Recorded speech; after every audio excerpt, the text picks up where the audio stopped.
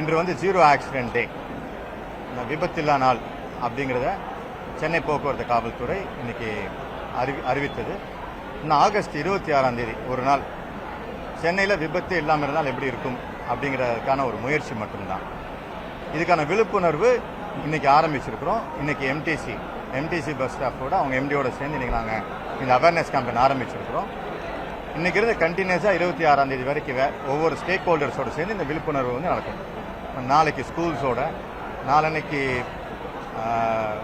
Gap drivers, அடுத்த நாள் auto drivers, அப்புறம் காலேஜ் ஸ்டூடெண்ட்ஸு, ரெசிடென்ஷியல் அசோசியேஷன்ஸ் அப்படின்னு எத்தனை பேர் சாலையில் பயணிக்கிறார்களோ, ஐடி ஃபர்ம்ஸ், ஹாஸ்பிட்டல்ஸ், அவங்க அனைவரோடமும் சேர்ந்து ஒரு விழிப்புணர்வு வந்து கொண்டு வந்துட்டு இருக்கோம்.